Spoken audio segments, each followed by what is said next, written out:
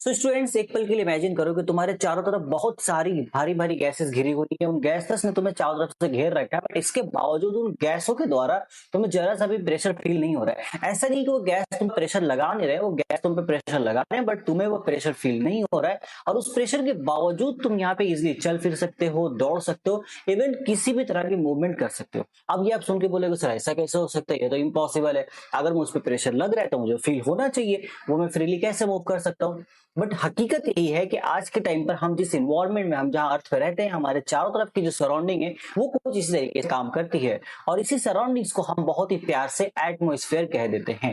सो ये जो इन्वायरमेंट हमारे चारों तरफ क्रिएट हो रखा है उसमें एक बहुत ही इंपॉर्टेंट पार्ट हमारा एटमॉस्फेयर का है। और एटमॉस्फेयर में सिर्फ और सिर्फ भरी है बहुत सारी गैसेस, और गैसेस के डिफरेंट डिफरेंट फॉर्म्स। सो गैसेस ने हमें चारों तरफ से इस तरीके से घेरा हुआ है, उनके एक बैलेंस बना के रखा है उन्होंने, कि उनके इतने ज्यादा प्रेशर लगाने के बावजूद भी हमें बहुत ज्यादा यहाँ पर वो प्रेशर फील नहीं होता। बहुत ज्यादा क्या, ना के बराबर फील होता है। उसके बावजूद भी हम आराम से मूवमेंट कर पाते हैं, चलते हैं, फिरते हैं, दौड़ते हैं, हर तरह की एक्टिविटी हम यहाँ पर कर पाते हैं। और इसमें एक इंपॉर्टेंट रोल हमारे ब्लड प्रेशर का भी होता है। जो हमारे बॉडी के अंदर जो ब्लड का प्रेशर है वो भी एटमोस्फेरिक प्रेशर यानी कि जो गैसेस का प्रेशर उनको मेंटेन करता है। आज के लेक्चर में हम इसी चैप्टर को बहुत डिटेल में पढ़ने वाले हैं कि किस तरीके से हमारा पूरा एटमॉस्फेयर काम करता है, किस तरीके से हमारे एटमॉस्फेयर के अंदर हमारी अर्थ जो है, जमीन जो है गर्म होती है, कितनी तरीके से वो गर्म होती है, क्योंकि गर्म होने के बाद जो मॉइस्चर क्रिएट होता है उससे किस तरीके से बादल बनती है, कितने डिफरेंट डिफरेंट टाइप्स के बादल हमें देखने को मिलते हैं, और उसकी वजह से कितने डिफरेंट डिफरेंट टाइप्स के रेनफॉल्स एंड इवन साइक्लोन्स भी हमारे यहाँ पर फॉर्म्स होते हैं। इन सभी चीजों के बारे में आज के लेक्चर में मैं आपको समझाने वाला हूं, इन डिटेल, एकदम बेसिक से लेकर एडवांस तक। सो इस चैप्टर को मैं इस ढंग से आपको अभी समझाने वाला हूं कि सारे टॉपिक्स कवर हो जाएंगे आपके एग्जाम के पॉइंट ऑफ व्यू से। स्पेशली मैं भी टारगेट कर रहा हूं आपके माध्यमिक सेकंड सेमेटिव जो एग्जाम होने वाला है अभी आपके एग्जाम में, जहां पर बहुत सारे स्टूडेंट जिसे हाफ ईयरली एग्जाम के नाम से भी जानते हैं। बट ये सिर्फ सेकंड सेमेटिव के लिए इंपॉर्टेंट नहीं है, बल्कि आपका जो फाइनल एग्जाम होगा माध्यमिक 2027 नेक्स्ट ईयर, उसके लिए भी ये बहुत ज्यादा इंपॉर्टेंट होने वाला है, क्योंकि इसमें बताए गए हर एक कंसेप्ट, हर एक क्वेश्चन जो मैं डिस्कस करूंगा वो डायरेक्टली आपके माध्यमिक के एग्जाम में भी आ सकता है। नॉर्मली ये चैप्टर स्टूडेंट्स को बहुत हार्ड लगता है, क्योंकि ऐसा लगता है कि भाई बहुत सारे टॉपिक्स को, लाइक हीट है, इंसुलेशन है, ठीक है, बहुत सारे हीट टाइप्स है, रेनफॉल, देन हमारे पास क्लाउड्स के टाइप्स हो गए, लेयर्स ऑफ एटमॉस्फेयर, सबको मिलाकर के एक जगह ऐसा लगता है कि मिक्स करके कुछ नया चटनी टाइप का बना दिया गया। सो समझने में दिक्कत होती है स्टूडेंट्स को। बट आज मैं एक एकदम सिंपल बेसिक फ्लो में तुम्हें लेके जाने वाला हूं, जिससे तुम्हें आज के बाद इस चैप्टर के रिगार्डिंग तो टेंशन लेनी ही नहीं पड़ेगी। ओके, मैं किसी और इंतजार के मैं लेक्चर को स्टार्ट करता हूं। मेरा नाम है आमिर, आप सभी का स्वागत है आपके प्यारे से यूट्यूब चैनल मॉडर्न पढ़ाई के ऊपर। Let's begin the video and copy कलम निकाल लो।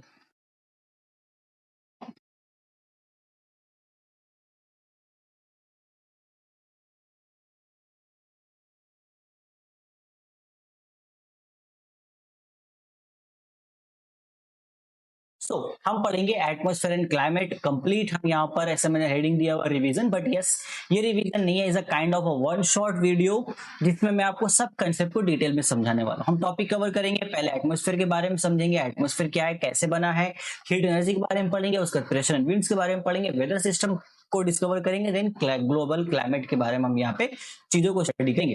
वैसे मैंने बहुत अच्छे से ये नोट्स तैयार किया, ये नोट्स आपको मिल जाएगा हमारे मॉडर्न पढ़ाई एप्लीकेशन के ऊपर।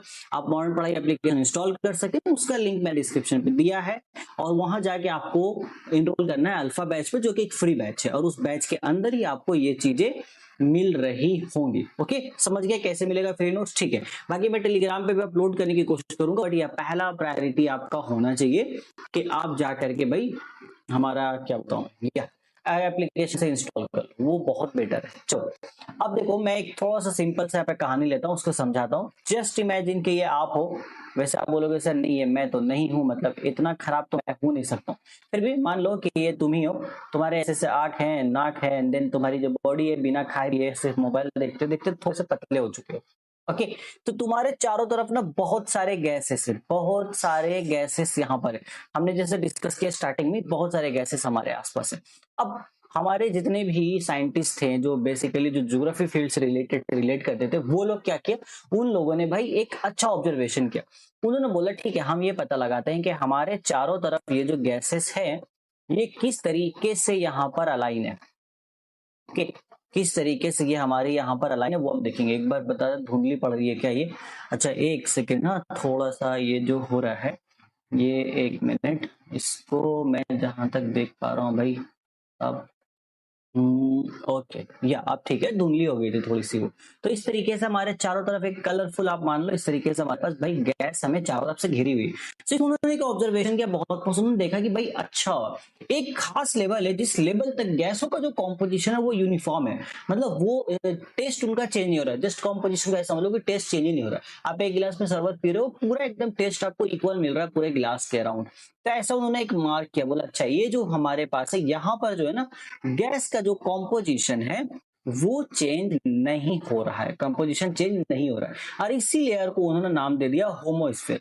तो स्टार्टिंग में हमारे साइंटिस्ट लोगों ने, यानी कि ज्योग्राफिया दानों ने, इसको पूरे हमारे एटमॉस्फेयर को दो हिस्सों में बांटा। एक होमोस्फेयर जहां पर गैस का कॉम्पोजिशन बिल्कुल सेम है, आप कहीं से भी गैस उठा लो आपको उसकी कॉम्पोजिशन सेम मिलेगी।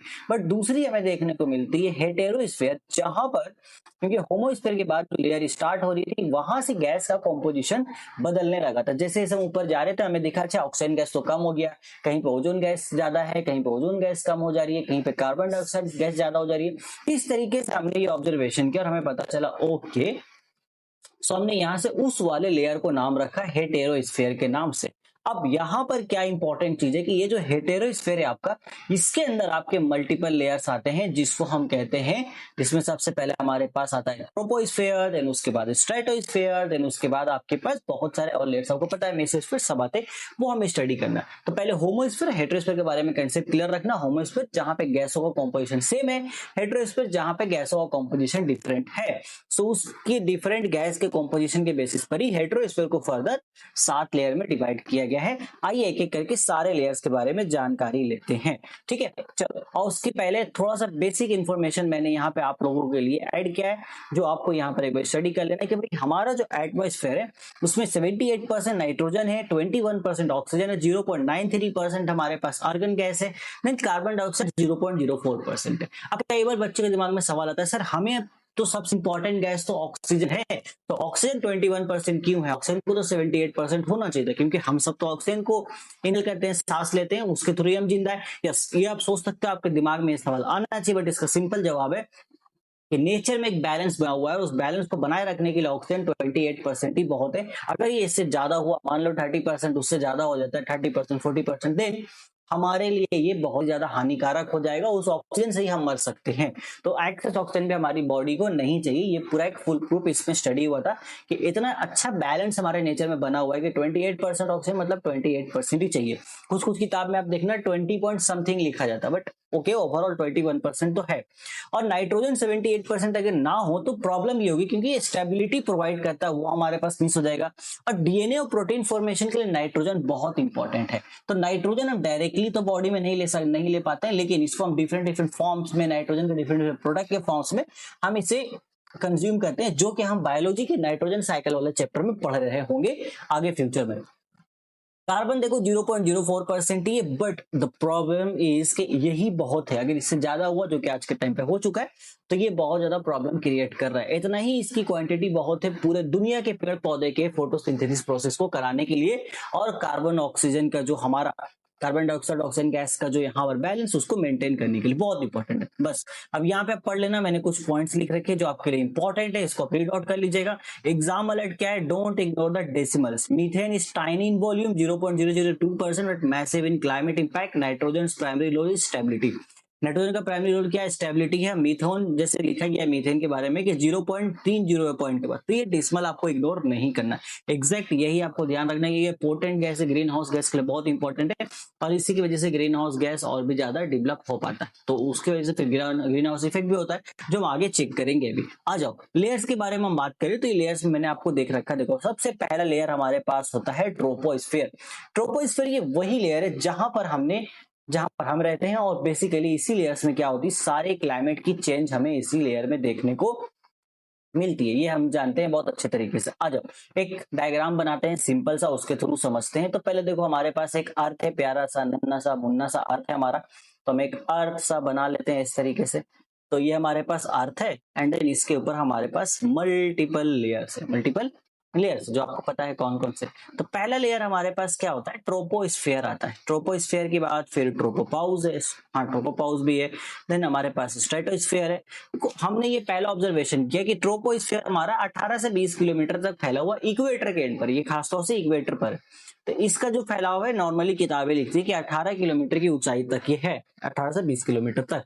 इस दौरान जैसे ही हम अपने एटमॉस्फेयर में ऊपर की तरफ जा रहे हैं तो टेम्परेचर क्या होता है, टेम्परेचर यहाँ पर डाउन होता है। क्या होता है टेम्परेचर, मैं शॉर्ट में लिख रहा हूँ, टेम्परेचर हमारा डाउन होता है। और ये बताया गया कि हर 1 किलोमीटर के ऊपर, अगर हम 1 किलोमीटर ऊपर जाएंगे तो 1 किलोमीटर ऊपर जाने पर हमारा जो टेम्परेचर है वो 6.5 डिग्री सेंटीग्रेड डाउन हो जाएगा, मतलब कम हो जाएगा। ये चीजें सिर्फ और सिर्फ ट्रोपोस्फेयर के लिए एप्लीकेबल है, और बाकी जितने क्लाइमेट चेंज होते हैं वो सब ट्रोपोस्फेयर में होते हैं। ये वो इंपॉर्टेंट चीजें हैं जो आपको ध्यान रखना है ट्रोपोस्फेयर के बारे में। इसके बाद हमारे पास दूसरा आता है स्ट्रेटोस्फेयर, बट उससे पहले ट्रोपोस्फेयर के बाद एक छोटी सी बाउंड्री है। आप इसको देखो, बाउंड्री को ऐसे समझो और दो रूम के बीच के वॉल के जैसे समझो आप। जैसे एक मेरे पास रूम है, ठीक है, और दूसरा रूम मेरे पास यही इसके बाद है। तो अब इन दोनों रूम के बीच में एक वॉल है, यहाँ पर हमने एक वॉल क्रिएट किया। तो ये जो वॉल है यही हमारी ये बाउंड्री वॉल है। उसी तरीके से ये समझ लो आप भाई, ये मेरा ट्रोपोस्फेयर वाला हिस्सा है, ये मेरा स्ट्रेटोस्फेयर वाला हिस्सा है। तो ये जो बाउंड्री वॉल हुई ये मेरा ट्रोपोपाउस हो गया। तो दो लेयर्स के बीच में, जितने भी लेयर्स है सभी के बीच में एक बाउंड्री वॉल हमारी है। ट्रोपोस्फेयर से स्ट्रेटोस्फेयर में जाओगे, ट्रोपोपाउस बाउंड्री वॉल को पार करके ही जाओगे। अब स्ट्रेटोस्फेयर से आगे आप चले गए मेसोस्फेयर के पास, तो मेसोस्फेयर से में पहुंचने से पहले एक बाउंड्री वॉल मिलेगी जिसको हम प्यार से बोलेंगे स्ट्रेटोपाउस। समझ गए, स्ट्रेटोपाउस। सिमिलरली मेसोपाउस मिलेगा आपको, फिर आयोनोपाउस भी मिलेगा, उसके बाद आपको फिर एक्सोपाउस भी मिलेगा। बट हम आयोनोपाउस तक पढ़ते हैं, एक्सोपाउस तो छोड़ दो क्योंकि एक्सोस्फेयर के आगे पीछे कुछ है नहीं। एक्सोस्फेयर एकदम लास्ट लेयर हो जाता है आपका। ओके, ये चीज है। तो ये हो गया, चलिए तो ट्रोपोस्फेयर तक हम समझ गए। अब इसके बाद क्या है हमारे पास, ट्रोपोस्फेयर के बाद जो स्ट्रेटोस्फेयर है वो समझना इंपॉर्टेंट है। और जो स्ट्रेटोस्फेयर उसके बाद शुरू होती है। बट अभी तक आपने ये देखा कि जैसे आप ऊपर जा रहे थे ट्रोपोस्फेयर में टेम्परेचर डाउन हो रही थी, बट यहाँ पे क्या होता है, आप स्ट्रेटोस्फेयर में जैसे ऊपर जाओगे तो टेम्परेचर इंक्रीज होता चला जाता है। और इसके पीछे की रीजन आपको समझनी जरूरी है। क्या होता है कि हमारे पास जो सूरज चाचू है, सूरज चाचू से एक रेडिएशन निकल रहा होता है, यूवी रेडिएशन जिसको हम कहते हैं बहुत प्यार मोहब्बत से। ओके, तो वो यूवी रेडिएशन निकल रहा होता है और यहाँ पर हमारे स्ट्रेटोस्फेयर में क्या है, एक बहुत ही प्यारा सा हमारा दोस्त रहता है, इस लाइक मतलब गर्मी एब्जॉर्ब करने वाला हमारा दोस्त है। जस्ट ये समझ लो कि जैसे ठंड के टाइम में क्या होता है, हम स्वेटर पहनते हैं जो ठंड को एब्जॉर्ब करके हमें अंदर से गर्मी फील कराता है। उस तरीके से स्ट्रेटोस्फेयर एक तरीके का ब्लैंकेट है, जो कि सॉरी ओजोन लेयर यहाँ पे मौजूद होता है स्ट्रेटोस्फेयर में, जो कि एक तरीके का ब्लैंकेट है जो हमें सन से आने वाली हार्मफुल रेस से बचाती है। तो यहाँ पर होती है हमारी प्यारी सी ओजोन गैस, O3 गैस हम उसको बोलते हैं। मतलब ओजोन का जो फॉर्मूला होता है वो होता है O3। तो ये क्या करती है, जितनी भी हार्मफुल गैसेस आ रही हैं हमारे यहाँ पर सन से, वो उनको करती है। और इसी वजह से वो चूंकि हार्मफुल रेडिएशन को एब्जॉर्ब कर रहा है, वो रेडिएशन कहाँ, सूरज से आ रही है, तो बहुत ज्यादा गर्म होगी वो रेडिएशन। इसी वजह से स्ट्रेटोस्फेयर में हमारी जो टेम्परेचर है वो इंक्रीज करती है। याद रहेगा आपको क्यों होती है। अभी वीडियो पॉज करो, नीचे जाके अभी कमेंट करो कि स्ट्रेटोस्फेयर में क्यों टेम्परेचर इंक्रीज होता है। क्योंकि यहाँ पर ओजोन गैस सूरज से आने वाली हार्मफुल रेडिएशन यूवी रेस को एब्जॉर्ब करती है, जब कर लेती है, जिसकी वजह से यहाँ पर स्ट्रेटोस्फेयर में टेम्परेचर बढ़ जाता है घटने के बजाय। बट इसके ऊपर हम जाएंगे मेसोस्फेयर में, वही सेम चीज होगी। मेसोस्फेयर इसके बाद आता है जो कि एकदम कोल्डेस्ट लेयर है। ये तो बहुत इंपॉर्टेंट था जो मैंने आपको बताया। अब इसके बाद आ जाओ हम यहाँ अपने नॉर्मल इंफोग्राफिक्स में आ जाते हैं। आप चाहे इसको देख के स्क्रीनशॉट ले सकते हैं। वैसे स्क्रीनशॉट लेने का कुछ खास है नहीं, बट समझने के लिए थोड़ा सिर्फ देखो। तो मेसोस्फेयर हमारा ये 50 से 85 किलोमीटर तक हमारा ये जाता है। इसमें देखो -90 डिग्री टेम्परेचर होगी। इवन बहुत सारी जगहों पे लिखा रहता है कि -100 डिग्री सेंटीग्रेड में ये टेम्परेचर पहुंच जाता है। ये कोल्डेस्ट लेयर है पूरे एटमॉस्फेयर का। आप इसको याद रखना, एक नंबर में ये सवाल पूछा जाता है। फिर इसके बाद हमारा आता है और भी यहाँ पर आप थोड़ा सा ये जो है ना, ये थोड़ा गर्म लेयर आता है। यहाँ पे भी टेम्परेचर इंक्रीज होता है। क्यों? क्योंकि यहाँ पे क्या होता है, यहाँ पर ना इनके पास कैपेसिटी होती है कि इनके पास बहुत सारे ऐसे एलिमेंट्स वहां पे मौजूद है जिनको अगर सूरज की रोशनी मिले यानी कि हीट मिला तो वो आयन से ब्रेक हो जाते हैं। जैसा हम अपने केमिस्ट्री में भी पढ़ेंगे चैप्टर में। जस्ट सपोज मैं फॉर एग्जांपल बता रहा हूँ, मान लो आपके पास NaCl होता है, तो NaCl को जैसे हम इलेक्ट्रिसिटी देते हैं वो हीटअप होती है, तो वो क्या क्या होती है, आयंस में टूट जाती है Na+Cl-। तो इसी तरीके से आयोनोस्फीयर में इस तरीके से बहुत सारे और भी एलिमेंट्स मौजूद हैं जो ऐसे आयंस में टूट जाते हैं। तो इस वजह से पहली बात वहां टेम्परेचर इंक्रीज होता है। अब क्योंकि आयंस हैं तो वो एक सिग्नल को ट्रांसमिट कर सकते हैं एक प्लेस से दूसरी प्लेस। तो यहां पर हम इस स्फीयर को यूज करते हैं रेडियो ट्रांसमिशन के लिए। हम अपने अर्थ से रेडियो ट्रांसमिशन भेजते हैं आयोनोस्फीयर पे, फिर आयोनोस्फीयर से वो रेडियो ट्रांसमिशन रिफ्लेक्ट होकर दूसरे पोजीशन पे पहुंचता है। तो ये हमने एक एंगल सेट किया हुआ है कि हम कितने एंगल पे यहां से आयोनोस्फीयर में भेजेंगे, फिर वो कितने एंगल से वहां से एक दूसरे। ओके, सो जैसे कि मैं बता रहा था आयोनोस्फीयर के बारे में, बट बीच में थोड़ा सा ग्लिच हुआ था, वीडियो थोड़ा सा फंस रहा था। ओके, वो पार्ट मैंने हटा दिया। देखो, आयोनोस्फीयर गर्म हो जाती है फिर से मेसोस्फीयर के बाद, क्योंकि वहां पर सूरज की किरणें जब आती है तो वहां पे कुछ ऐसे एलिमेंट्स हैं जो उस रेस को एब्जॉर्ब करके अपने आयंस में टूट जाते हैं। जस्ट लाइक NaCl को जब हम इलेक्ट्रिसिटी पास करते हैं तो वो Na+ और Cl- में ब्रेक हो जाता है। सिमिलरली यहाँ पे और बहुत सारे एलिमेंट्स ऐसे अवेलेबल हैं जो खुद ब खुद अपने आयंस में टूट जाते हैं। और इसके वजह से हमारे पास एक एडवांटेज होता है, चूंकि ये आयंस है तो ये किसी भी रेस को डिफ्लेक्ट कर सकते हैं। तो हम यहाँ पे रेडियो ट्रांसमिशन का यूज करते हैं। एक पर्टिकुलर एंगल से हम क्या करते हैं, जैसे सपोज मैं यहाँ पर हूँ, रेडियो ट्रांसमिशन के थ्रू मैंने एक रेडियो भेजा, एक रेडियो वेव भेजा आयोनोस्फीयर पे, वो गया आयोनोस्फीयर, देन वहां से आयोनोस्फीयर में उसने एक पर्टिकुलर एंगल पे एक दूसरे प्लेस पे, जो घर में कोई बंदा बैठा है उसके पास वो चला गया। तो इस तरीके से हम रेडियो ट्रांसमिशन का यूज करके अपनी आवाज को एक जगह दूसरी जगह पहुंचाते हैं, गाने को एक जगह से दूसरी जगह हम यहाँ पे पहुंचा देते हैं। इस तरीके से ये चीजें चलती हैं। ये हमारा आयोनोस्फीयर के थ्रू हो पाता है, तो याद रखना आयोनोस्फीयर का बहुत इंपॉर्टेंट है।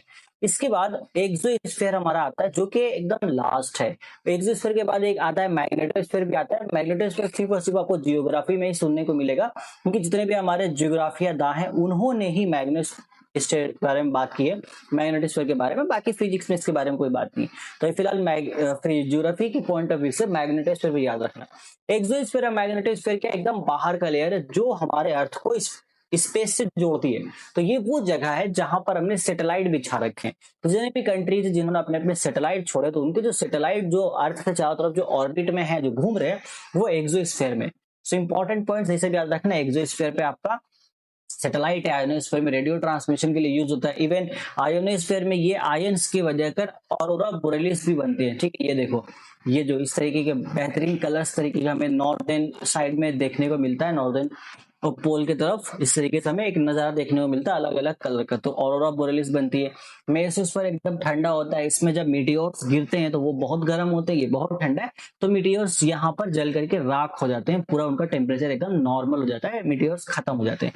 स्ट्रेटोस्फीयर, इसमें आपका ओजोन लेयर पाया जाता है जो कि बहुत इंपॉर्टेंट है, वो यूवी रेस से प्रोटेक्ट करता है। And even stratosphere ozone layer को पार करके स्ट्रेटोस्फीयर का एक बहुत ही प्यारा सा हिस्सा है यहाँ पर, जो कि एकदम शांत हिस्सा है, एकदम मतलब शांत है, जहां पर हम एरोप्लेन को फ्लाई करते हैं। तो एरोप्लेन हमारा कहाँ फ्लाई होता है, वो स्ट्रेटोस्फीयर में फ्लाई होता है। और ट्रोपोस्फीयर जहाँ पे हम रहते हैं बहुत ही प्यार से मोहब्बत से, फिर भी लड़ते झगड़ते भी रहते हैं कभी कभी, तो वहां पर सारे क्लाइमेट चेंजेस होती है। ये रहा आपका ट्रोपोस्फीयर। चलिए आगे चलेंगे। अब हम यहाँ पे देखते हैं कि अब यहाँ पर क्या होता है, इतना हमने समझा। एंड द पॉइंट इज, ठीक है सर, हम एक चीज देखते हैं कि ओजोनोस्फीयर ने तो हमें प्रोटेक्ट किया। ओके, ये तो हम समझ गए, ओजोन स्फीयर हमें प्रोटेक्ट किया, बट ओजोन स्फीयर अभी आज के टाइम पे ब्रेक भी होता जा रहा है, टूटता जा रहा है। क्यों? क्योंकि हमने कुछ ऐसे गैसेस बना रखी जो ओजोन लेयर को ब्रेक कर रही है। जैसे एक हमारा CFC हो गया, ये हमारे ओजोन लेयर को ब्रेक कर रहा है। बट इस चीज को बचाने के लिए एक यहाँ पर बहुत इंपॉर्टेंट कदम लिया गया था 1987 में। सो द 1987 में यहाँ पर मॉन्ट्रियल प्रोटोकॉल हुआ था, is the greatest environmental success story, an international agreement that successfully phased out CFC and halted ozone depletion. तो CFC क्लोरोफ्लोरोकार्बन जो कि AC के यूज से निकलती है, ज्यादातर फ्रिज से भी निकलती कई, तो उस पर कंट्रोल लाने के लिए ये मॉन्ट्रियल प्रोटोकॉल लाया गया था 1987 में, जो बहुत सक्सेसफुल रहा था, जिसकी वजह से ओजोन लेयर बच गई थी बहुत जल्दी बहुत खराब होने से। और इसका यूज अभी भी चलता है, अभी भी इसकी यूजेस है, उस यूज गाइडलाइंस के अकॉर्डिंग ही ये चीज एंड बहुत सारी चीजें यूज होती है। बट फिर भी हमने कहीं ना कहीं बहुत एक्सेस क्वांटिटी में ये केमिकल को प्रोड्यूस कर दिया है, जिसकी वजह से ओजोन लेयर अभी तक ब्रेक हो ही रही है, अब बहुत जगह पे हो चुकी है ये चीजें। ओके, तो ये तो ठीक है सर, ये मैं समझ गया, ये होता है, ओजोन लेयर मेरा ब्रेक भी हो गया CFC की वजह से, ये भी एक इंपॉर्टेंट पॉइंट है एग्जाम पॉइंट ऑफ व्यू से। बट मेरा क्वेश्चन ये है कि जितना भी हो वो तो सिर्फ हार्मफुल रेस को ही यूवी जो हमारा ओजोन लेयर है वो बाहर फेंक रहा है, बट इसके अलावा भी हमारे अर्थ के पास सन से रेडिएशन तो आ रहा है, सन से सनलाइट तो आ रहा है, रोशनी तो आ रहा है, इतना धूप तो आ रहा है, तो इसके बावजूद हमारा अर्थ उबल करके फट क्यों नहीं जा रहा है, या फिर ऐसा समझो पिघल क्यों नहीं जा रहा? क्यों? अगर ये सवाल आपके दिमाग में आ रहा है तो बहुत अच्छी बात है, नहीं आ रहा तो आना चाहिए, थोड़ा दिमाग लगा के सोचो, आना तो चाहिए ये दिमाग आपके दिमाग में, ओके? आना चाहिए, इसमें क्यों नहीं आएगा, आना चाहिए। तो यहाँ पे होता है क्या, देखो इसको समझते हैं, जो कि earth, engine, insulation and heat budget के बारे में समझो। इसको एज ए इंजन के टाइप समझो। इंजन है भाई, इंजन जब गर्म होती है तो क्या होता है, हीट तो निकलेगी, और हीट निकलती है, हीट जो फ्लो होता है तो उससे एक प्रेशर भी क्रिएट होता है, ठीक है, और उसकी वजह से कुछ मॉइस्चर भी क्रिएट होता है, जो हम आगे इन चीजों को रिलेट करेंगे। देखो हो क्या रहा है, मान लो जस्ट इमेजिन, इमेजिन के मतलब यही होता है कि 100% यहाँ पर सोलर रेडिएशन हमारे अर्थ से आया।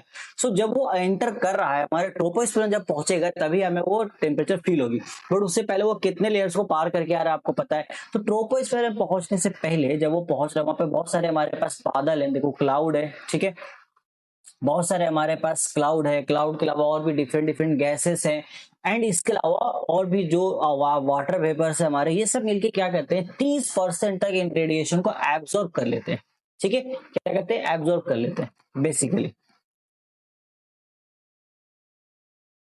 सॉरी, सॉरी माय मिस्टेक, वो नहीं होता है, ठीक है। सो यहाँ पर क्या होता है, ये जितने भी क्लाउड्स होते हैं एंड देन जो वाटर वेपर्स है, इसके अलावा अदर जो पार्टिकल्स वहां पर अवेलेबल हैं, वो सब क्या करते हैं, मिल करके 30% सोलर रेडिएशन को वापस भेज देते हैं, रिटर्न कर देते हैं, और इस इफेक्ट को हम बोलते हैं एल्बिडो इफेक्ट। तो एल्बिडो इफेक्ट कुछ नया नहीं है, बल्कि 100% रेडिएशन आ रहा था, उसमें से 30% रेडिएशन को इन सभी ने मिल करके वापस भेज दिया ऊपर, तो स्पेस की तरफ ही, ये हुआ एल्बिडो। जो वापस चला गया 30%, वो कहलाता है एल्बिडो। तो कितना वापस जाता है, 30% वापस जाता है, ये आपको याद रखना है। बट 70% तो यहाँ पर जमीन पे आता है, जिसको भाई हमारे जमीन एब्जॉर्ब करती है, जो ओशन है समंदर का पानी एब्जॉर्ब करती है, और जो हवा है वो एब्जॉर्ब कर देती है। बट रात जब होती है, तो रात होने के टाइम पे जितना भी रेडिएशन या जमीन ने लिया था, उतना ही रेडिएशन यहाँ पर जमीन वापस भेज देती है। देखो ये जो लॉन्ग वेव्स आपको दिख रहा होगा, ये वापस भेज देती है, ये जो हमने लॉन्ग वेव्स बना रखा है। सो ये आउटगोइंग लॉन्ग वेव होती है, इंफ्रारेड वेव्स होती हैं, ये जो आपको दिखाई नहीं देगी। तो इसके फॉर्म में रेडिएशन बाहर भी चली जाती है, जितना आया है हमारे पास से उतना वो बाहर भी चला गया। इस तरीके से अर्थ हमारा एक मेंटेन बना के रखती है, और इस पूरे चीज को हम कहते हैं हीट बजट, ओके।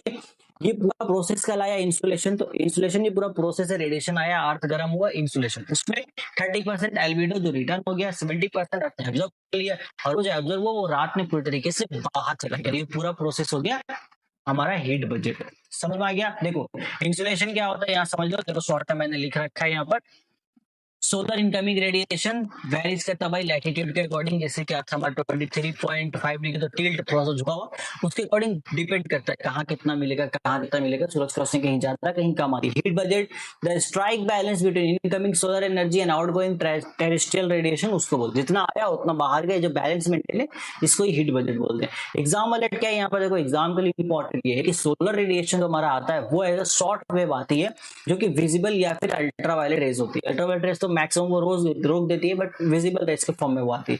अर्थ जब उसको री इमिट करता है वो, तो वो इंफ्रारेड के शक्ल में री इमिट करता है, जो कि हमारा यहाँ पर विजिबल नहीं होता, और ये जो वेवलेंथ होता है डिफरेंस होता है, इसी वजह से यहाँ पर ग्रीन हाउस इफेक्ट काम कर पाती है। ठीक है, अभी ग्रीन हाउस इफेक्ट के बारे में हम आगे डिस्कवर करेंगे, बट जब ये बहुत इंपॉर्टेंट बात है, अभी लिख के इसको रख लो, जब हमारे से लिखा है यहाँ पे नोट कर लेना, जब सोलर रेडिएशन आ रहा है तो वो एक विजिबल रेज या फिर यूवी रेज की शक्ल में आता है, लेकिन जब हमारे अर्थ जो है उस रेडिएशन को रात के टाइम पे भेजती है वापस, वो हमारा इंफ्रारेड रेडिएशन की शक्ल में भेजती है, ये ध्यान रखना आपको। चलिए अब यहां पर क्या हो रहा है, जब ये टेम्परेचर आ रहा है, चीज गर्म हो रही, गर्म होने की वजह से प्रेशर क्रिएट होगा। ठीक है, गर्म होने की वजह से क्या, हवा गर्म हो रहा है, कहीं हवा गर्म हो रही है, हवा हल्की हो जा रही है, कहीं हवा ठंडा है, हवा भारी हो जा रही है, इसकी वजह से हवा में एक प्रेशर क्रिएट हो रहा है, मतलब एयर प्रेशर क्रिएट हो रहा है। तो इस प्रेशर के बदौलत जो अलग अलग जो प्रेशर क्रिएट, हर जगह अलग अलग प्रेशर क्रिएट हो रहा है, कहीं हवा गर्म है, हल्की हो जा रही है, ऊपर उठ जा रही है, हल्का हो गया, प्रेशर कम हो गया, कहीं हवा भारी है, नीचे बैठ जा रही है, तो प्रेशर हमारा ज्यादा हो गया। इस वजह से हमारे यहाँ पर प्रेशर बेल्ट्स बनाए गए हैं। सो यहाँ देखो पढ़ेंगे अब हम लोग, how the atmosphere heats up and heat belt. ठीक है, कैसे वो हीट अप्स होता है, उसके अकॉर्डिंग क्या हीट बेल्ट बनाई गई है, ये आपको यहाँ पर समझने की जरूरत है। तो हीट मैकेनिज्म क्या, एक फ्लो चार्ट पहले ये समझ लेते कितने तरीके से हमारा अर्थ ही गर्म हो सकता है। अब मैंने अर्थ हमारा गर्म है, बट अर्थ में जो हवा है वो कैसे गर्म हो सकता है, ये हमें समझना। ये जो हम पढ़ते हैं ना, types, radiation, conduction, convection, light and heat, ये it is a way, it is a methods to transfer the heat. ये हीट को ट्रांसफर करने का एक मेथड है। जस्ट लाइक मेरे पास एक किताब है, मैं उस किताब को अपने फ्रेंड तक पहुंचाना चाहता हूं, तो मेरे पास उस यहाँ अपने से उस तक पहुंचाने के बहुत सारे तरीके। मैं खुद चला जाता हूँ, मैं खुद चला जाके उसको दे सकता हूँ, ठीक है, या फिर मैं किसी हाथों से उसको भेजा सकता हूँ, मैं किसी और के थ्रू उसको भेजा दूंगा, ये एक तरीका हो गया। या मैं उसको बोलूंगा भाई तू मेरे पास आ जा लेने के लिए, या कि थोड़ा नजदीक है जैसे मैं फेंक के दे दूंगा, ये चीजें हुई। तो यहाँ पे वही डिफरेंट डिफरेंट तरीके के। अब जमीन गर्म हो चुकी है, बट जमीन गर्म होने के बाद हवा कैसे गर्म हो रही है वो समझिए। तो सबसे पहले चीज क्या होता है, रेडिएशन के थ्रू। रेडिएशन में क्या होता है भाई, हवा जो भी हीट है, जितना भी हीट अर्थ ने एब्जॉर्ब किया है वो रेडिएशन के फॉर्म में निकलती है, खासतौर से इंफ्रारेड रेडिएशन के फॉर्म में। अब वो रेडिएशन जितनी भी हवा के कांटेक्ट में आती है, उससे फिर वो सारी की सारी हवा गर्म हो जाती है। तो ये रहा आपका रेडिएशन इफेक्ट, जिसे बोलते हैं electromagnetic waves transferring heat through space. खत्म। दूसरा होता है कंडक्शन। कंडक्शन में क्या होता है कि इसमें जैसे हमारी हवा एकदम मैंने जमीन हमारी पूरी गर्म है, कंडक्शन में ना डायरेक्ट कांटेक्ट की जरूरत होती है। जैसे कि ये मेरा जमीन है, जैसे इमेजिन जमीन है, जमीन का सरफेस पूरा गर्म है। अब हवा मस्त चलते चलते आई, चलते चलते आई, यहाँ पे एकदम टच करी पूरे जमीन को, टच करके एकदम प्यार और मोहब्बत से एकदम एकदम आराम से टच करके गई। तो जितना भी गर्माहट या जमीन का था उसका कुछ तो हिस्सा वो भी लेके चली गई भाई, वो भी गर्म हो गई अब। तो ये मेथड होता है कंडक्शन का। जब हवा पे जमीन पे चलने वाली हवा गर्म जमीन से एकदम सरफेस से टकरा के एकदम प्यार से जाती है, वो होता है कंडक्शन। समझ गए। कन्वेक्शन में क्या होता है, कन्वेक्शन में दोनों तरफ से एकदम आग बराबर लगी हुई है।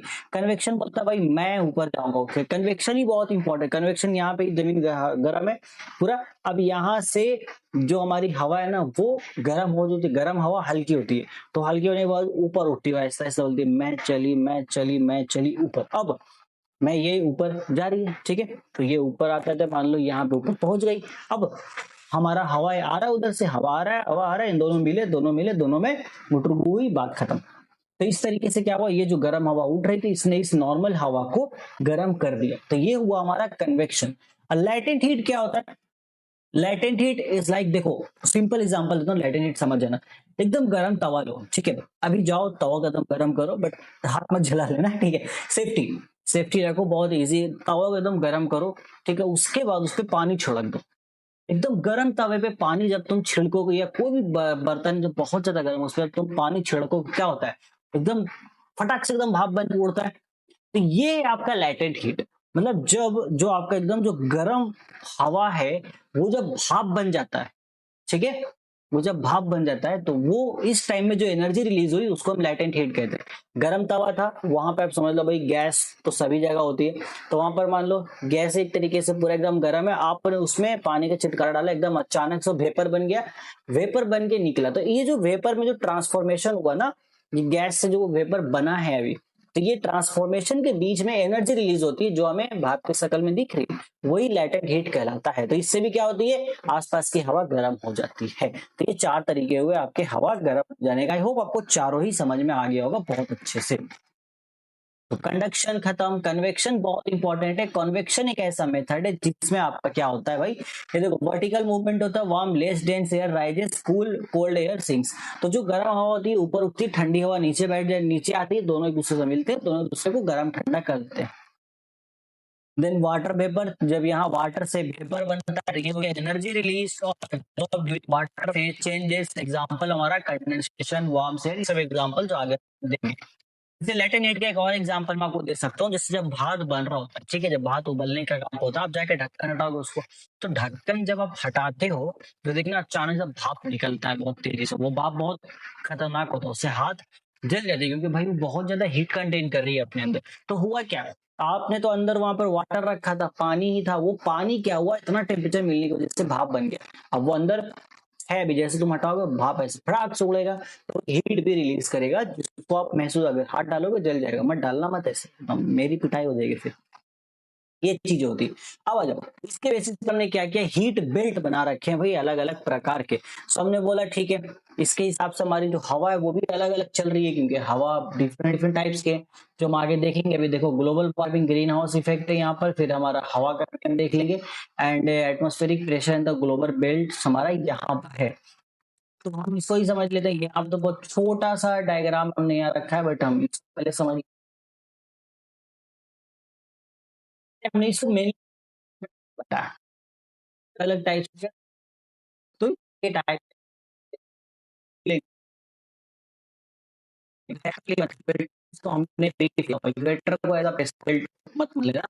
इक्वेटर हमारा रेफरेंस पॉइंट के तौर पर, उसके पॉइंट देखिए, देख तो पहला मेरा इक्वेटर, एकदम इक्वेटर इक्वेटोरियल लो पे क्या प्रेशर पे हमारा जो हीट है इंटेंस हीट होता है, राइज होता है, लो प्रेशर बनता है, हेवी स्टॉर्म्स आते हैं। खास तौर से ये भी क्यों ऐसा हो रहा है, क्योंकि इक्वेटर पे क्या है, सबसे ज्यादा सूरज की रोशनी पड़ रही है, तो इक्वेटर वाले हिस्से पे सूरज की रोशनी ज्यादा आ रही है, तो ये हिस्सा ज्यादा गर्म हो रहा है, और ज्यादा गर्म हो रहा है इस वजह से यहाँ पर हवा हल्की के ऊपर उठे, तो एकदम इक्वेटर पे लो प्रेशर बेल्ट बनता है, जिसको हम लोग डोल ड्रम भी कहते हैं। ठीक है, एकदम जो लो प्रेशर बेल्ट बनता है इक्वेटर पे, वो हमारा डोल ड्रम भी कहलाता है। थोड़ा सा ऊपर जाएंगे 30 डिग्री, ये 23.5 डिग्री नॉर्थ हमारा होता है। पहले 0 डिग्री होता है, फिर उसके बाद क्या होता है, यहाँ पर ये 23.5 डिग्री नॉर्थ होता है ऊपर, 23.5 डिग्री नॉर्थ, नीचे की तरफ 23.5 डिग्री साउथ, फिर 66.5 डिग्री नॉर्थ, फिर 66.5 डिग्री साउथ, तो ये 66.5 डिग्री होता है आपका नॉर्थ में, और नीचे की तरफ ये हो जाता है आपका साउथ में। एंड देन भाई वो तो आपका 90 degree north pole, 90 degree south pole, ये है। ये तो आपके पास पहला मिला इक्वेटोरियल लो प्रेशर बेल्ट, दूसरा आपके पास है सब ट्रॉपिकल हाई प्रेशर बेल्ट, जो होता है 23 डिग्री, 23.5 डिग्री नॉर्थ और 23.5 डिग्री साउथ, दोनों होता है, ऊपर भी होता है नीचे भी होता है। 23.5 डिग्री नॉर्थ, 23 डिग्री साउथ आपका सब tropical high high pressure belt है, मतलब यहाँ पे थोड़ी ठंडी हवाएं चलती है, जिस वजह से हाई प्रेशर होता है, हवा नीचे बैठ जाती है। ठीक है, वेरी ड्राई डिजर्ट्स यहाँ पे हमें देखने को मिलते हैं। देन इसके बाद आता है सब पोलर लो प्रेशर बेल्ट। ठीक है, सब पोलर लो नहीं होगा, बेसिकली सब पोलर आपका ये समझ लो हाई प्रेशर बेल्ट ही होता है, सब पोलर हाई प्रेशर बेल्ट बनता है आपका। तो ये 66.5 डिग्री मैंने नॉर्थ आपको हिस्सा बताया, ये सब पोलर हिस्सा, एकदम पोलर हिस्सा तो 90 डिग्री ऊपर बैठा है, उसके बाद ये जो थोड़ा सा हिस्सा में दिख गया बचा हुआ, ये सब पोलर हिस्सा, यहाँ पे हवा ठंडी होगी, जैसे बात है बर्फ भी जमता है वहां पर, तो हवा ठंडी होती है, वहां पे प्रेशर आपको ज्यादा देखने को मिलता है। और एकदम 90 डिग्री नॉर्थ पे चल जाओ और 90 डिग्री साउथ पे चल जाओ, तो यहाँ पर जो एकदम प्रेशर एकदम सबसे ज्यादा होता है, हवा एकदम ठंडी क्या जम जाती है बेसिकली। ठीक है, एकदम फ्रीज वाला हाई प्रेशर आपको फील कराता है। चलो देखो, एग्जाम वालेट में याद रखना है कि pressure decreases with altitude because there are fewer air molecules above pushing down, measured with a barometer. तो जैसे जैसे आप ऊपर एल्टीट्यूड के मेरे एल्टीट्यूड ऊंचाई की तरफ बढ़ोगे, तो आपका जो एयर प्रेशर है वो कम होना शुरू हो जाता है, क्योंकि गैस के मॉलिक्यूल्स कम बचते हैं, कम मॉलिक्यूल्स बचते हैं, तो वहां पर वो कम होना शुरू हो जाता है। बट एकदम नॉर्थ पे चले जाओ, पोल पे चले जाओगे तो आपको ज्यादा देखने को मिलेगा। बट यूजुअली अगर आप जैसे इक्वेटर से ऊपर बढ़ोगे, तो इक्वेटर से आप चले जाओ, तो आपको एयर जो आपका जो प्रेशर है वो आपको यहाँ पर कम देखने को मिलेगा। ठीक है, डिक्रीज होता है ये एल्टीट्यूड पे, अगर आप बढ़ोगे तो एल्टीट्यूड यहाँ पे ध्यान रखना, ऐसा नहीं लॉन्गिट्यूड में चले जाओ, एल्टीट्यूड। एंड एक और इंपॉर्टेंट बात यहाँ पर आईटीसीजेड, जो आपको किताब तो देखने को नहीं मिलेगा, इसका मतलब होता है intertropical convergence zone is the low pressure belt near the equator where trade winds meet, it shifts north south with season.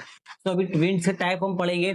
ITCZ एक ऐसा जोन है जिसको हम कहते हैं इंटरट्रॉपिकल कन्वर्जन जोन, ये एक ऐसा जोन है जहां पर ट्रेड विंड्स जो है, अभी ट्रेड विंड्स क्या है वो आगे समझ लेना, पहले समझ लो ट्रेड विंड्स जो वो इक्वेटर पे आके मिलती है, जस्ट लाइक ट्रेड विंड्स हमारी एक हवा है जो आ रही है इक्वेटर पे आके मिल रही है, तो वो वाला जो जोन है वो मेरा कहलाता है आईटीसीजेड जोन। और ये जोन बहुत इंपॉर्टेंट है, क्योंकि जब मिलती है तो यहाँ पर डायरेक्शन चेंज करता है, डिपेंड अपॉन कभी नॉर्थ में कभी साउथ में, सीजन पे डिपेंड करता है ये चीजें, और इसकी वजह से ट्रेड प्रभावित होती है। जो शिप चलते हैं पानी में समंदर में बड़े बड़े, वो इसकी वजह से प्रभावित होते हैं, उनपे इसका बहुत ज्यादा इफेक्ट होता है, इससे उनकी डायरेक्शन तय हो पाती है। अगर ये ज्यादा चलेगी डायरेक्शन तय करना मुश्किल हो जाएगा, या फिर कम चल रही है तो भाई वो सही प्रॉब्लम है। लेकिन क्या होता है, कम चलने से ये होता है कि भाई स्पीड भी स्लो और फास्ट हो सकती है। अगर जिस डायरेक्शन में आप जा रहे हो उस डायरेक्शन में ये विंड है, देन आप जल्दी पहुंच जाओगे कम पेट्रोल खर्च करके। अगर आप अपोजिट डायरेक्शन में जा रहे हो, ज्यादा पेट्रोल देना होगा, टाइम भी ज्यादा लगेगा। तो ये चीजें हमारी डिपेंड करती है।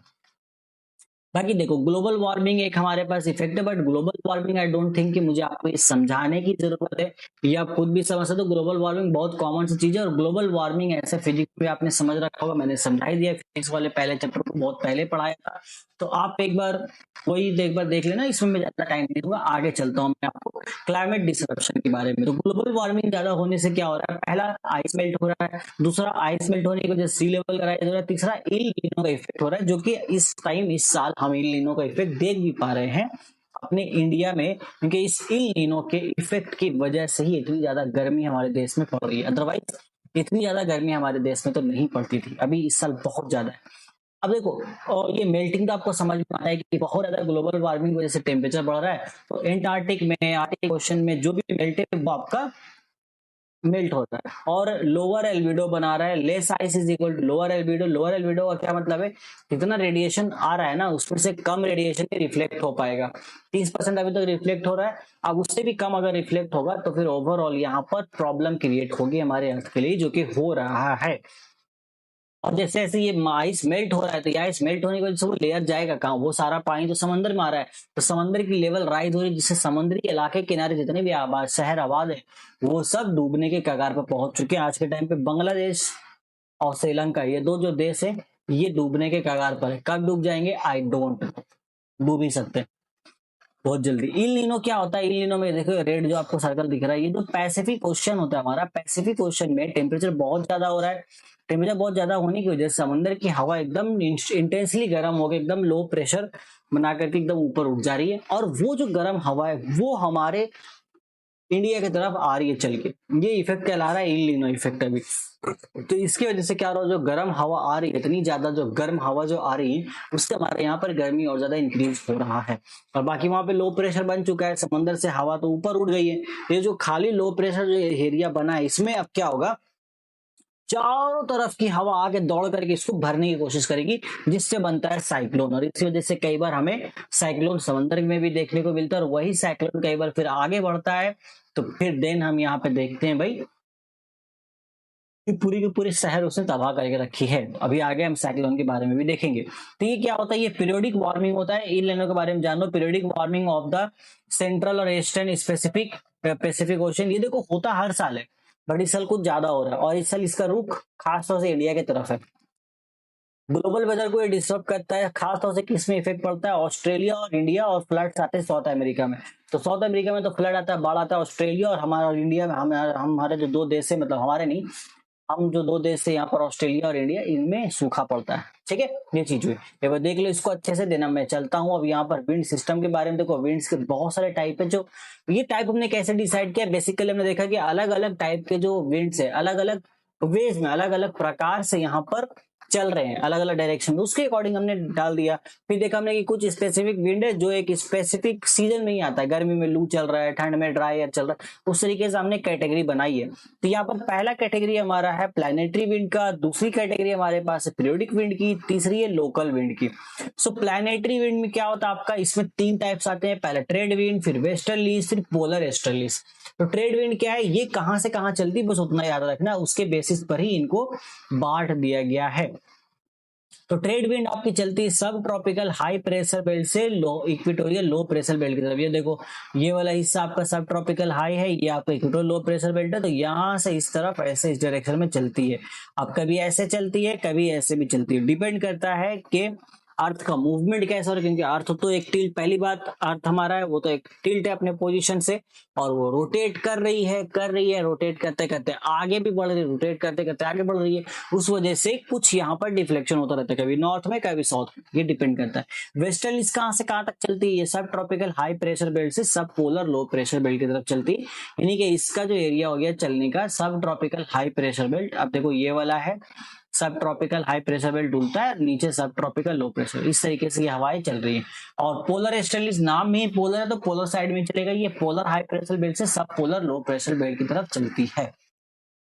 चलो मैं दोबारा से आपको ये एक नक्शा दिखा देता हूँ, ये वाला, इसमें ही आपको और बेटर समझ में आ जाएगा। देखो हो क्या रहा है, जो हमारा ट्रेड विंड है ना वो यहाँ इस एरिया में चल रही है ऊपर, ठीक है, सब ट्रॉपिकल हाई प्रेशर बेल्ट से इक्वेटर की तरफ। एंड देन जो हमारा आपका वेस्टर्लीज है वो यहाँ चल रहा है, सब पोलर लो प्रेशर बेल्ट आपको बन रहा है नीचे सब ट्रॉपिकल हाई प्रेशर बेल्ट की तरफ, तो ऊपर से ऐसे नीचे इनकी भी डायरेक्शन या तो ऐसा हो सकती है या फिर ऐसी हो सकती है। और तीसरा कौन है आपका पोलर विंड्स, तो वो सिंपल भाई high polar high pressure belt से सब पोलर लो प्रेशर बेल्ट, यानी कि ये 90 डिग्री नॉर्थ या फिर 90 डिग्री साउथ वाले हिस्सा ये ऐसे ऐसे चल रही है। इनका भी डायरेक्शन आपका शिफ्ट होता रहता है, depend upon season and depend upon आपके मूवमेंट किस तरीके से हो रहा है अर्थ का। उससे अर्थ का तो मूवमेंट आपका फिक्स ही है, वो तो चलता ही रहता है, ठीक है। तो उससे हमारी चीजें यहाँ पर ये होती है। आगे आ जाते हैं। सो आई होप आपको पूरे तरीके से जो प्रेशर बेल्ट हमने बना रखा है वो आपको समझ में आ गया होगा। तो ये हमने आपको पूरा प्रेशर बेल्ट डिफाइन कर दिया, प्लैनेटरी विंड्स के टाइप बता दिया, पीरियोडिक विंड है तो ये क्या है, ये मानसून विंड है। जैसे कि ये एक स्पेसिफिक टाइप, एक स्पेसिफिक सीजन में जो विंड चलती है वो हमारा पीरियोडिक विंड है। जैसे reversing social winds driven by land और ओशियन और टेम्परेचर डिफरेंस। तो जमीन और ओशियन के बीच में एक टेम्परेचर डिफरेंस होता है, जमीन कुछ कम गर्म है, जमीन और समुद्र कुछ ज्यादा गर्म है, या समंदर का भी कुछ कम गर्म है, जमीन कुछ ज्यादा गर्म है, इस बीच में इन दोनों के बीच में हवाएं चलती है। अब हवा जो चलेगी ना वो ध्यान रखना ज्यादा प्रेशर से कम प्रेशर की तरफ चलेगी। मान लो समंदर में ज्यादा प्रेशर क्रिएट हो गया, जमीन में कम प्रेशर है, तो हवा हमारा समंदर से जमीन की तरफ चलेगी, ठीक है। अब मान लो जमीन में ज्यादा प्रेशर है, इसमें कम प्रेशर है समुद्र में, तो हवा हमारा जमीन से इधर चलेगी। और इसमें आपको लैंड ब्रिज या सी ब्रिज भी आते हैं, जो कि एक लोकल विंड के एग्जांपल है, वो तो मैंने जो एग्जांपल समझा उसमें फिटो बता दिया। बट पीरियोडिक विंड क्या होता है, ये एक खास तौर से एक मानसून, जैसे हमारा मानसून विंड एक पीरियोडिक विंड है, वो हवा की वजह से हमारे देश में बारिश होती है। अगर वो हवा टाइम पर हमारे पास ना पहुंचे, जो कि जाहिर सी बात है पैसिफिक ओशन से ही आ रही है, नहीं पहुंचेगी तो फिर वो मानसून नहीं होगा। और इल नीनो की वजह से वो हवा आने से रुक रही है और आ भी रही, तो उसका इफेक्ट हमें देखने को नहीं मिल रहा है, जिस वजह से हमें अभी मानसून क्राइसिस झेलनी पड़ेगी इस साल। इस साल मानसून बहुत कम होगा और अगर कहीं हुआ तो बेतहासा हो सकता है, जिस वजह से बाढ़ जैसे परेशानी का सामना हमें करना पड़ सकता है। ये बहुत खराब अभी वक्त चल रहा है हमारे लिए खासतौर से। लोकल विंड में वही होता है सी और लैंड ब्रिज। तो सी ब्रिज मतलब क्या होगा बोलो? सी ब्रिज का मतलब हो गया जब आपका जो हवा है वो समंदर से जमीन पे जा रहा है। लैंड ब्रिज जब आपका हवा जमीन से समंदर तरफ जा रहा है, ये हो गया। तो दिन के वक्त क्या होता है, हवा समंदर की हवा ज्यादा गर्म होती है जमीन के मुकाबले, सॉरी समंदर की हवा आपकी कम गर्म होती है जमीन के मुकाबले। जो कम गर्म उनका प्रेशर ज्यादा है, ठीक है, वहां पे ज्यादा प्रेशर वाले, यहाँ पर ये, तो समंदर से हवा हमारी जमीन की तरफ आती है। दिन की तरफ ऐसा, रात में उल्टा हो जाता है, रात के वक्त जमीन की हवा हमारी थोड़ी ठंडी है, ओके, और समंदर ज्यादा गर्म है, तो समंदर से हमारी जमीन से हवा समंदर तरफ जाती है। ये हो गया आपका लैंड ब्रिज, सिंपल।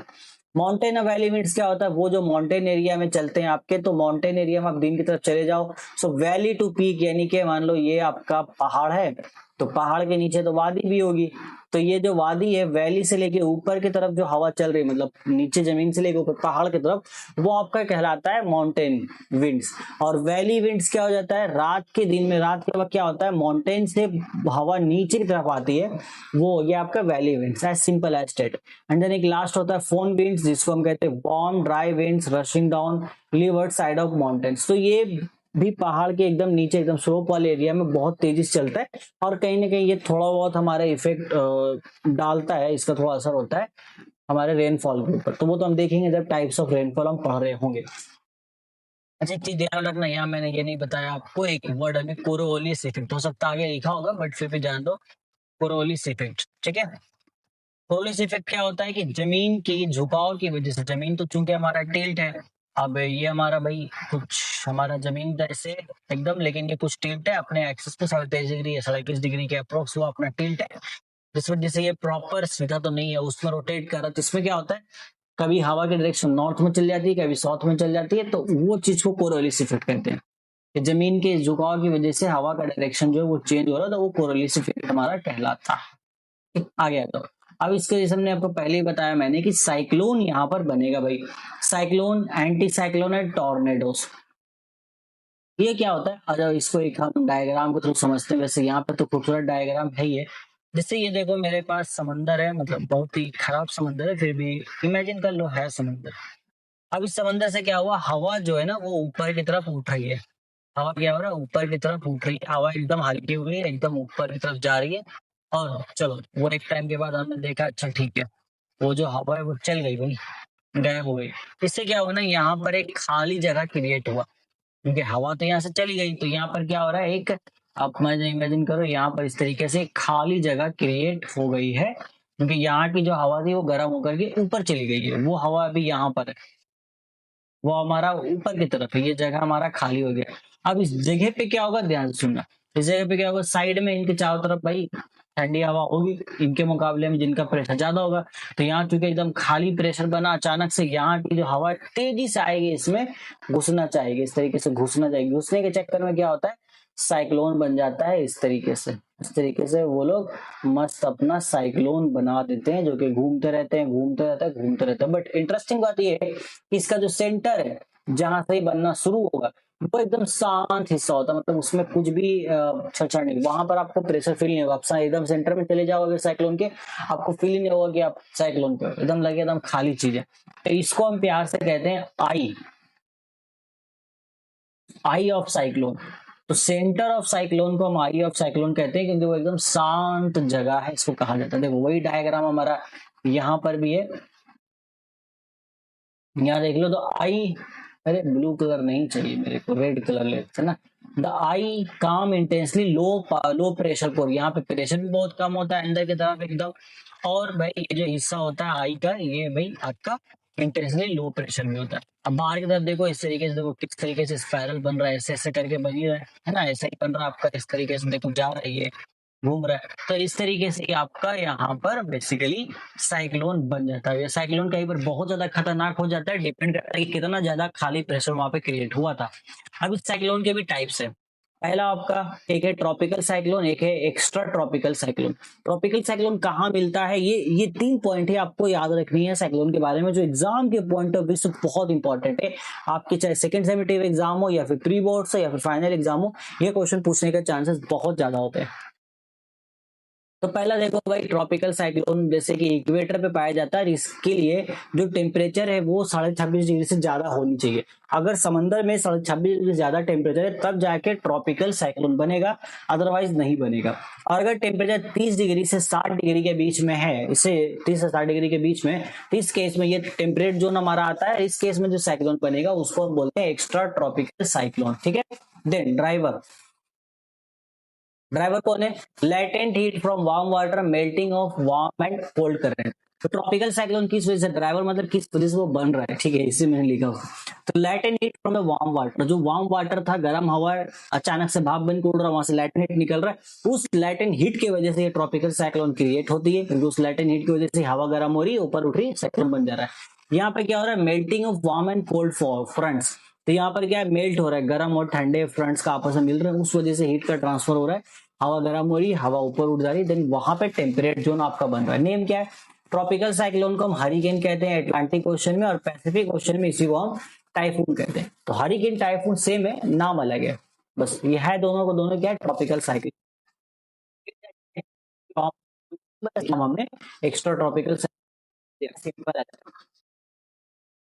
एग्जाम्पल देखो यहाँ पर, because of the Coriolis effect cyclones rotate counter clockwise in the northern hemisphere and clockwise southern hemisphere. Okay, ये बेसिकली काउंटर क्लॉकवाइज नहीं होगा, ये एंटी क्लॉकवाइज होगा। पहला वाला जो ब्लू कलर में, इसको देख लेना आप, इसको ठीक करके मैं कह रही एंटी क्लॉकवाइज होगा। तो कोरियोलिस इफेक्ट की वजह से, मैंने सर पीछे स्पेलिंग गलत लिखा, यहाँ सही लिखा हुआ, कोरियोलिस इफेक्ट की वजह से मैंने बोला था, कभी नॉर्थ में जा रहा है कभी साउथ में, तो कोरियोलिस इफेक्ट की वजह से आपका नॉर्दर्न हेमिस्फीयर में ये एंटी क्लॉकवाइज घूमता है, जब भी नॉर्दर्न हेमिस्फीयर में हमारा रहेगा, और अगर साउदर्न हेमिस्फीयर में अगर ये है तो ये क्लॉकवाइज घूमेगा। ठीक है, तो आप एंटी क्लॉक रखना और क्लॉकवाइज ध्यान रखना। चलो ठीक है, आ जाओ आगे देखते हैं। इसको मैं बना कर दे रहा हूँ, तो इसमें देखो, दो क्लॉकवाइज क्या होता है, घड़ी का डायरेक्शन। तो ये जो मैंने अभी बनाया था, इसको हटा देते हैं, छोटा छोटा दो डायरेक्शन में बना देता हूँ आपके लिए। देखो, जैसे ये मैं बना रहा हूँ, ये आपका हुआ एंटी क्लॉकवाइज, एंटी क्लॉकवाइज, ठीक है,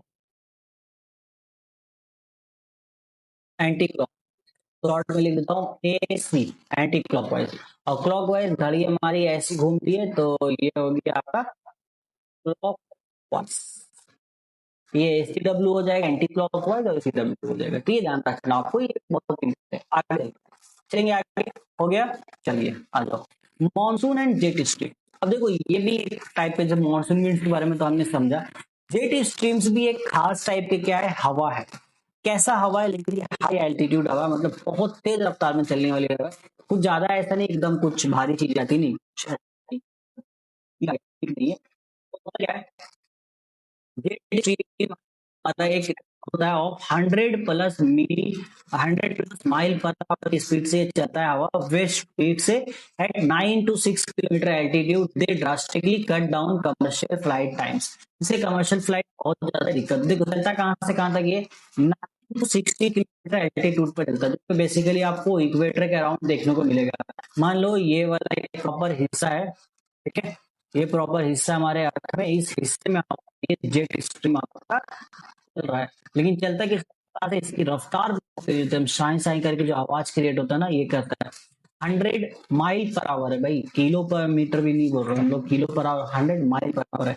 और 1 माइल में आई थिंक, मुझे एग्जैक्ट याद नहीं, बट सम हाउ 10 किलोमीटर के अप्रोक्स होता है, आई डोंट नो एग्जैक्ट, मुझे याद नहीं हो रहा, बट काफी। तो 100 प्लस माइल पर आवर के रफ्तार से हवा चलती है। तो आपको इतना याद रखना है कि एकदम बहुत ही तेज रफ्तार में चलने वाली हवा है जेट स्ट्रीम, और जो एकदम नैरो पतली लाइन में चल रही है, एकदम पतली जगह लेकर के जमीन के चारों तरफ ये घूम रही है। और बेसिकली 9 से 16 किलोमीटर का जो एरिया होता है, बीच में 5 किलोमीटर का एरिया बचा, उसमें ये घूम रही है बहुत तेज रफ्तार में।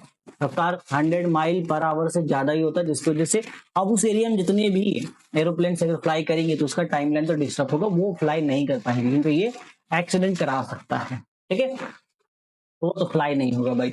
अब देखो यहाँ पर ना जेट स्ट्रीम की भी टाइप्स होता है, अगर पोलर में चलेगा, पोलर एरिया में, ये वाला एरिया जो हमारा था, तो ये हो जाएगा पोलर जेट स्ट्रीम। ये क्या करता है, फ्रीजिंग पोलर एयर को फ्रॉम टेम्परेट एयर को यहाँ पर सेपरेट करता है।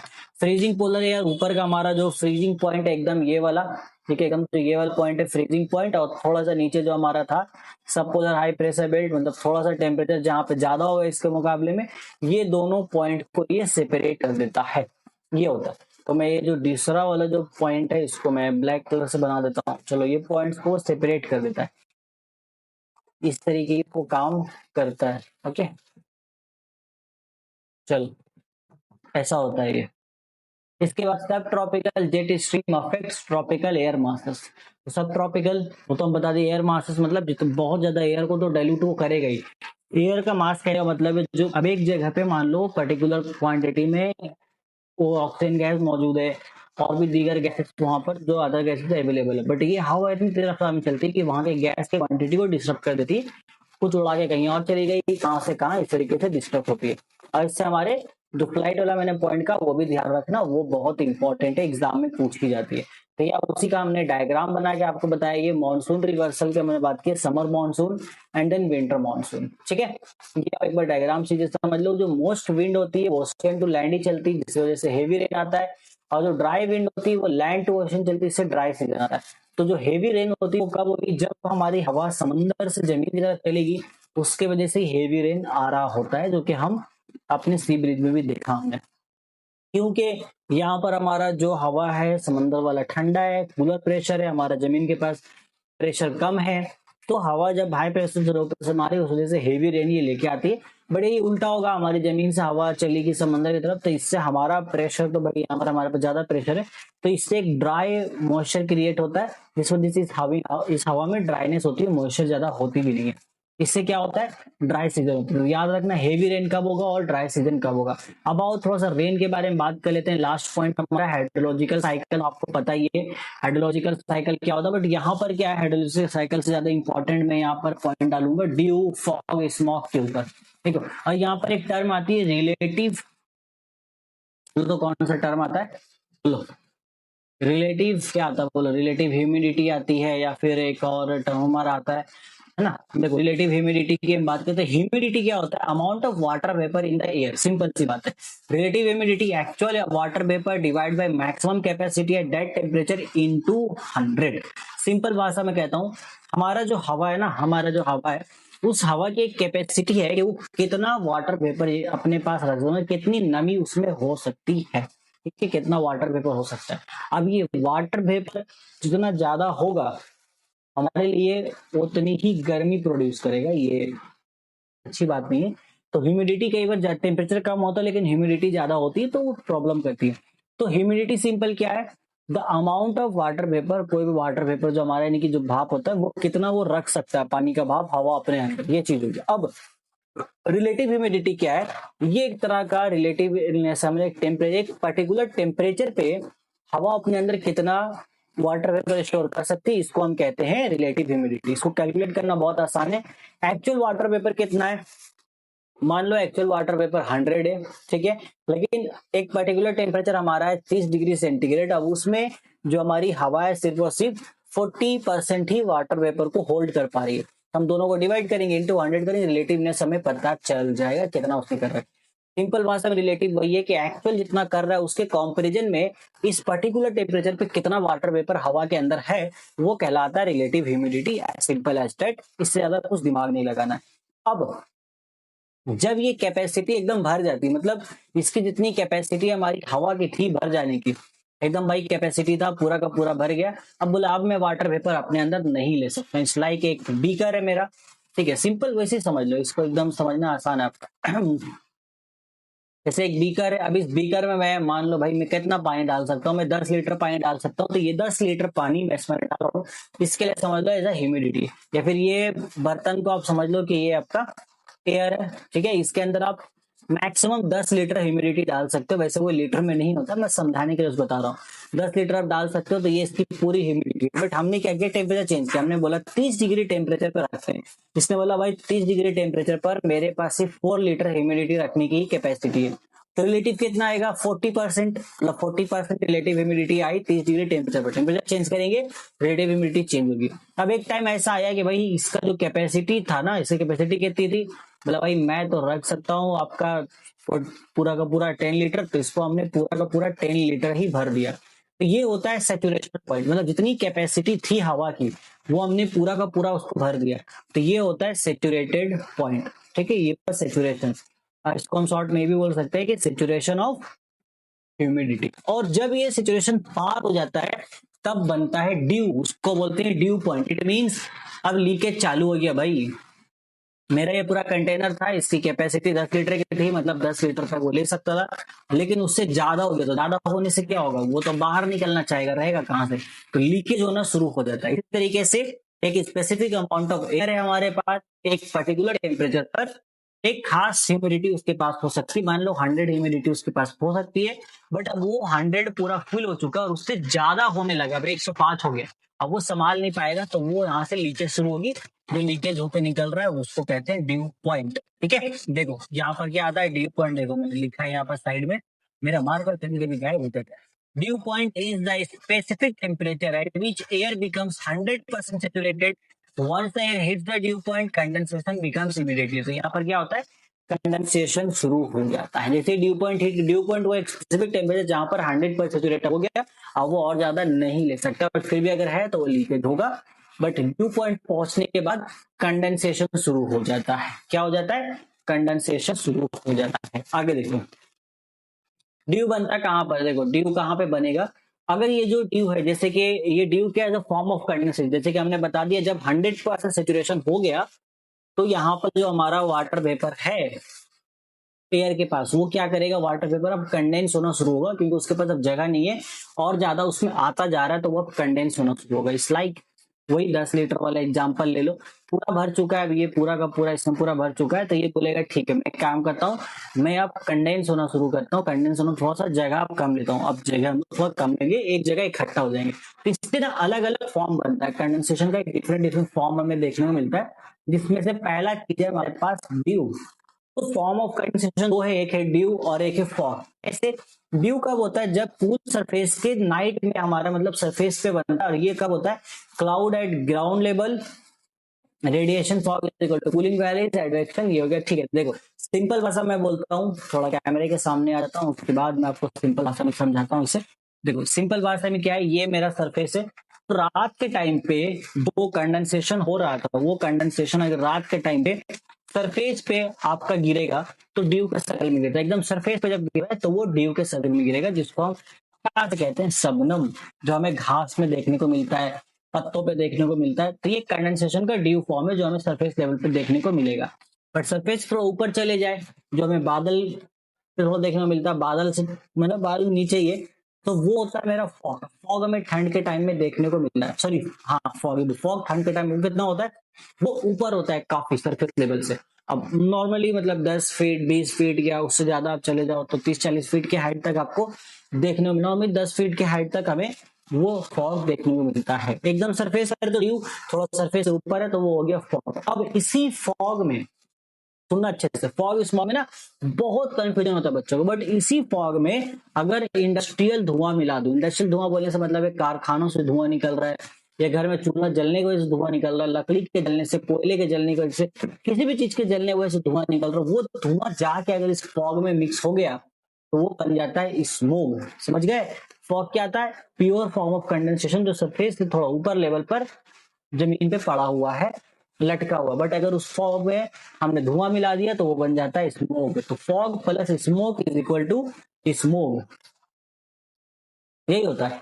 इन शॉर्ट एक लाइन में लिखूं तो देखो यहाँ मैंने लिख भी रखा है, ठीक है। देखो कहाँ गया मेरा मार्कर भैया, toxic mix of smoke plus fog, ये हमारा fog, smoke plus fog smoke देता है जो कि व्हीकल एग्जॉस्ट सनलाइट से निकलता है। अब यहाँ पर फॉर्म्स ऑफ प्रेसिपिटेशन के बारे में बात करते हैं, क्योंकि जब हमारा ये जो फॉग है, ये फॉग और ज्यादा कंडेंस होता है हाई एल्टीट्यूड, थोड़ा और हाई, ये जो फॉग हमारा एक सरफेस से बना 10 फीट 20 फीट हाइट पे, ये कंडेंस होकर के और ऊपर उड़ जाता है, मतलब एक जगह इकट्ठा होगा, कंडेंस होगा, थोड़ा और हल्का होगा, ऊपर की तरफ चला जाएगा। तो इस तरीके से क्या होता है, हल्का हल्का ऐसे जमा हुआ ऊपर गया, जमा हुआ ऊपर गया, इसलिए ढेर सारे जमा हो जाते हैं, ऊपर बैठ जाते हैं, बादल का शक्ल बना लेते हैं। यही फॉग बाद में जाके क्लाउड का शक्ल इख्तियार कर लेता है।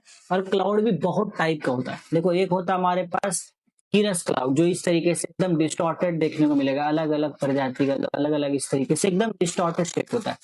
एक होता है क्यूमुलस क्लाउड, जो हम बचपन से बनाते आ रहे हैं, उसको हम बनाना बहुत पसंद है। इस तरीके का जो क्लाउड का शेप होता है ना, ये होता है क्यूमस, इसको बोलते हैं। एक होता है स्ट्रेटस, जो आपको देखो किस तरीके से यहाँ पर बना है, ये थोड़ा मैं कहाँ बना दूं इसको, यहाँ पे बना देते हैं इसको। ये थोड़ा इस तरीके से होता है, अच्छा यहीं पे देख लो, है तो नक्शा यहाँ पर ही है ना, इस तरीके से होगा, थोड़ा सा नीचे चैप्टर टाइप का होगा। और चौथा हमारे होता है जो कि थंडर स्टॉर्म लाता है।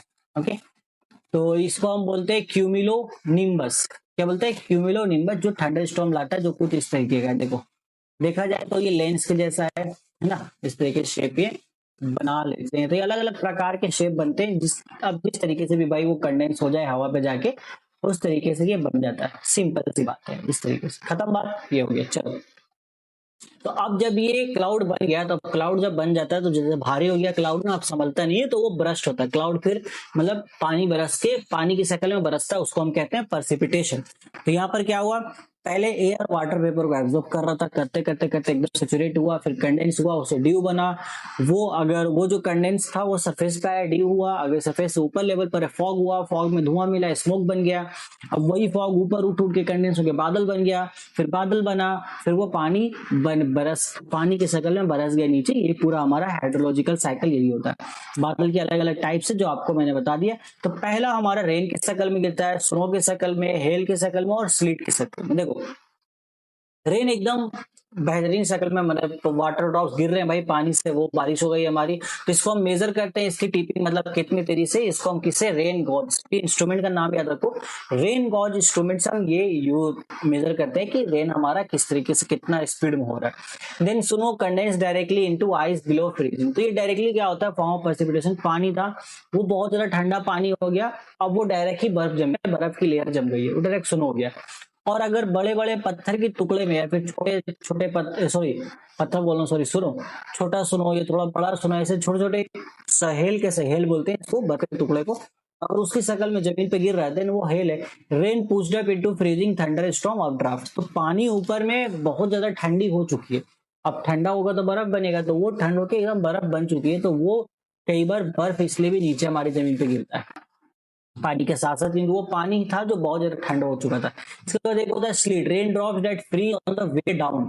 स्लीट्स क्या होता है, जब पानी ना गिर बरस रही थी, ये खासतौर से पोलर रीजन में देखने को मिलता है। पानी बरसते बरसते ही रास्ते में ही जम गई, ठीक है, वाटर ड्रॉप आ रहे थे, रास्ते में जम गया, उसके बाद वो फिर बर्फ बने।